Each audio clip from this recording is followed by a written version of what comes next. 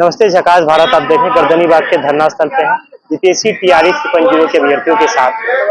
दूसरी बार जब बीपीएससी के अभ्यर्थियों ने टीआरई के अभ्यर्थियों ने शिक्षा मंत्री का घेराव किया था, तो ये बात मीडिया में चलने लगी है कि कई बच्चों पे एफआईआर दर्ज किया गया है, अज्ञात पे एफआईआर दर्ज किया है। 25 से अधिक लोगों पे एफआईआर दर्ज करने की बात कई पोर्टल ने उठाया है। साथ में अभ्यर्थी है क्या, कई लोगों ने आरोप लगाया है कि आप लोग पे अज्ञातों पे केस किया गया है। 25 से 50 लोग के आसपास पे केस किया गया है। ऐसा कोई बात नहीं। आज हम लोग भी गए हुए थे 3-4 साथी मिल के सचिवालय थाना में, और वहां पे हम लोग बात किए कि महोदय हम लोग पे यदि केस हुआ है तो हम लोग को एक कॉपी दीजिए, और जो नियमता है गर्दनी बाग जो शिक्षक अभ्यर्थी पे जब केस हुआ है तो अज्ञात पे हम लोग को कॉपी दे दीजिए। उसके बाद नहीं बोले कोई केस नहीं हुआ, हम लोग फिर एक विधायक जी के पास गए और वहां से भी थाना प्रभारी को फोन करवाए। बोले सर ऐसा कोई बात नहीं है, कोई केस उस नहीं हुआ है। ऐसे भी कुछ मीडिया अब देखिए कोई पुष्टि नहीं किया है, झूठ मूठ का बोल दिया है कि केस हो गया है, केस हो गया है, ताकि मेरा जो आंदोलन है उसको कमजोर करने का। हम लोग को कोई बड़ी मांग थोड़ी कर रहे हैं, हम लोग सप्लीमेंट्री की मांग कर, जब सीट खाली है आप रिजल्ट दे दीजिए। हम लोग को थोड़े कौन प्रकार शिक्षा मंत्री महोदय के आवास पे गए थे मिलने के लिए। अब बताइए यहाँ पे हम लोग 17 दिन से गर्दनी बाग में बैठे हुए हैं, कई पत्राचार कर रही है, कई शिष्टमंडल मिल चुके हैं, बहुत से हमारे साथी आए कि हम लोग भी जाएंगे मिलने के लिए, तो आवास पे गए मिलने के लिए। अब उसको शिक्षा मंत्री बाहर निकल गए, सभी साथी उनके पीछे पिछाने लगे। बताइए तो कोई भी उपद्रव हुआ होगा तो हम लोग को जो होगा सजा दे दिया जाएगा। हम लोग शिक्षक अभ्यर्थी है, जहां तक है शांतिपूर्ण तरीका से कहीं भी मिलने का काम किया है। उस दिन सभी शिक्षक बोल रहे थे चलिए हम भी मिलने जाते हैं, उसमें सबको पता चला, धीरे धीरे एक दूसरे से चलने लगा, तो बहुत संख्या मिले शिक्षा मंत्री महोदय से। और ना कि कोई प्रकार का शिक्षा मंत्री खेदार आ गया, ने कुछ जो मीडिया में आके कुछ बोल दे खेदार आ गया। आखिर वो हमारे अभिभावक हम उसको क्यों खेदारेंगे। और हम लोग के लिए जब लिखित आश्वासन तो कई लोगों पे जो चलाया जा रहा है कि अज्ञात पे केस हुआ, तो आपने जो पोर्टल ने चला, क्या उनसे आप संपर्क किए कि ऐसा मत चलाइए? हम लोग कई बार जो मीडिया के माध्यम से कमेंट भी किए, सर यदि केस हुआ है तो एफआईआर नंबर दीजिए। जब केस होता है तो कोई प्रकार का एफआईआर नंबर होता था, ऐसा कोई प्रकार का एफआईआर नंबर नहीं है, कोई केस नहीं हुआ है। अब पता नहीं मीडिया सूत्र को कोई मुंह से बोल दिया है कि हाँ केस कर दिया है, ऐसा कोई बात नहीं है।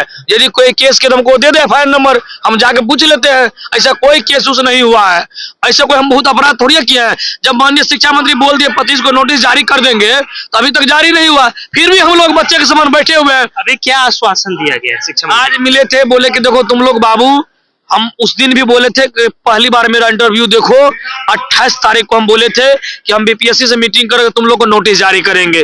कल सर आपने बोले थे 25 को, तो बोले हो सकता है हमसे मिस से बोला गया हो या कोई प्रकार की बात हो, तो हम लोग को यही बोले 28 तक वेट कर लीजिए, आप लोग के लिए लिखित आश्वासन मिल जाएगा। हम लोग 28 को वेट करते हैं, 29 को भी बहुत होगा वेट कर लेंगे। उसके बाद फिर हम लोग अपना विचार करेंगे, उसके बाद जहां जो करना होगा हम लोग करेंगे। चाहे जिनके पास मिलना होगा, सीएम साहब से मिलना पड़ेगा, हम लोग यही करेंगे। हम आखिर यहाँ 70 दिन से बैठे हुए क्या मिला है? हम लोग क्या मांग करते हैं? अभी नौकरी मांग थोड़ी कर रहे हैं। आप एक लिखित आश्वासन दे दीजिए कि सप्लीमेंट्री रिजल्ट आ रहा है, इस तिथि को आ रहा है, इतना बोल दीजिए ना। हम लोग सप्लीमेंट्री अगर आ रहा है वो लिखित दे देते हैं, तो सप्लीमेंट्री वगैरह तो सीधे अगला टारगेट क्या है, सीधे जॉब हो जाएगा। तो पहले तो शिक्षा विभाग से जब बीपीएससी ने बोले हैं कि हमें कोई लिखित आश्वासन यदि शिक्षा विभाग से मिल जाता है उसका हम रिजल्ट जारी करेंगे। अरे ये लिख के देंगे तब ना, अभी कैसे रिजल्ट आ जाएगा? शिक्षा विभाग लिखेंगे बीपीएससी को, बीपीएससी फिर रोस्टर को उसके समय लगेगा, उसके बाद रिजल्ट जारी करेंगे। तुरंत नौकरी थोड़ी मिल जाएगा, फिर काउंसिलिंग होगा। तो जो सरकार की पर हम लोग तो रुके हुए हैं, तुरंत कहाँ करेंगे? आज हमको कल नौकरियां दे दीजिए।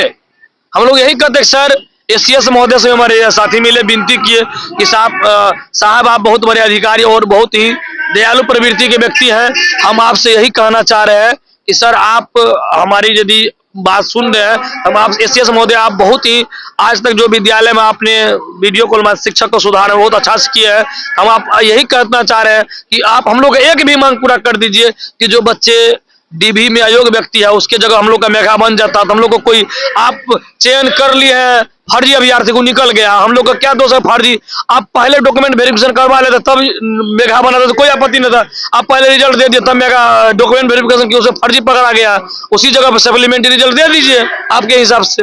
हमारे क्या हुआ था जब आप गए थे सचिवालय थाना तक, किस तरह की बातें हुई? देखिए वहां पर जाने के बाद वहां पर जो भी पदाधिकारी थे उनसे हम लोग बात किए तो हमको लगा कि वो लोग जो है ना कुछ बरगला रहे हैं। मतलब एफआईआर का कॉपी हम लोग मांगे कि एफआईआर जो हुआ है दीजिए।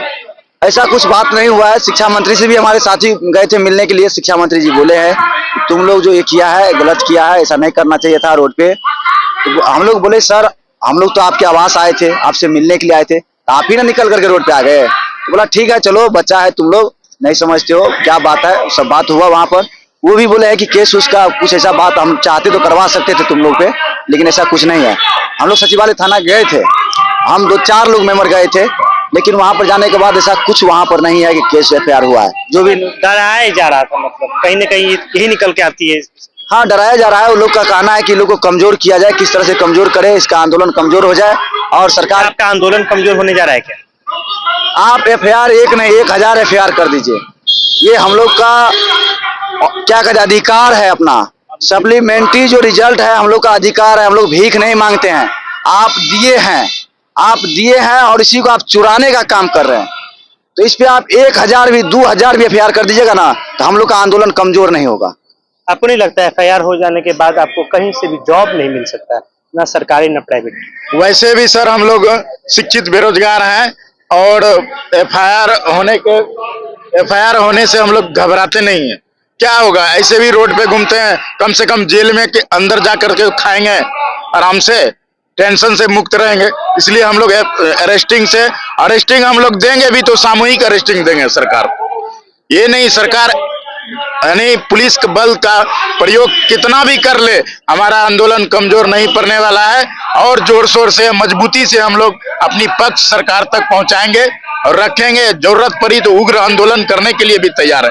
अगर हमारी मांगे 28 तारीख कल तक नहीं मानी गई तो हम लोग आगे की रणनीति हमारी उग्र आंदोलन की होगी। इसके लिए हम पूरे बिहार से छात्रों को संगठित करने का काम किया हूं और सभी को आह्वान किया हूं कि आप आगे 28 तारीख आप इंतजार कर रहे हैं? जी, मैं ये अंतिम 28 तारीख तक देखते हैं। 28 तारीख के बाद हमारी अगली रणनीति उग्र आंदोलन की होगी। सब्र का बांध क्योंकि टूट चुका है। पिछले हम 69 दिनों से यहाँ पर धरना स्थल पर बैठे हुए हैं। सभी साथी बहनें सब मिलके यहाँ आंदोलन के लिए बैठे हुए हैं, धरना प्रदर्शन कर रहे हैं, लेकिन हमारी मांगों को नहीं रखा जा रहा है, नहीं सुना जा रहा है। देखिए एसीएस महोदय जी आज आश्वासन दिए हैं कि ये विभागीय प्रक्रिया है, थोड़ा इसमें समय लग सकता है, तो आप लोग धैर्य बना के रखिए। तो धैर्य बना करके तो हम लोग इतना दिन से रखे ही हैं, और जब एसीएस इस तरह से बोल रहे हैं तो हमें उम्मीद है वो कुछ ना कुछ अपने विभाग में जरूर करवाएंगे। इसके लिए भी हम लोग 2 दिन का समय उनको देते हैं। एसीएस आपने ही बताया था कि एसीएस शिक्षा मंत्री सब लोग गए थे नीतीश कुमार से मुलाकात करने।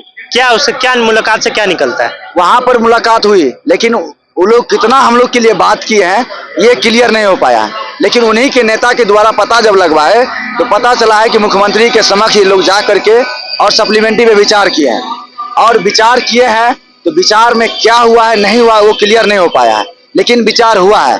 और आज हमारे 5 डेलीगेशन का टीम विकास भवन जो गई थी, वो लोग बता रहे हैं कि एसीएस सर जो है अभी बोले हैं कि विभागीय काम है, थोड़ा समय लग सकता है, आप लोग धैर्य बना करके रखिए। एकदम हम लोग धैर्य बना के रखे हुए हैं।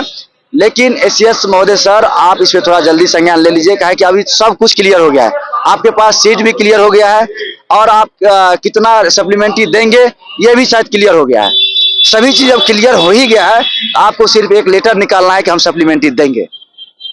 तो सप्लीमेंट्री के विषय पे लगभग 62-63 दिन से 70 दिनों को लगता है मिला जुला के होने जा रहा है। बच्चे भी बैठे हुए हैं, 2 बार शिक्षा मंत्री का आवास को घेरा हुआ।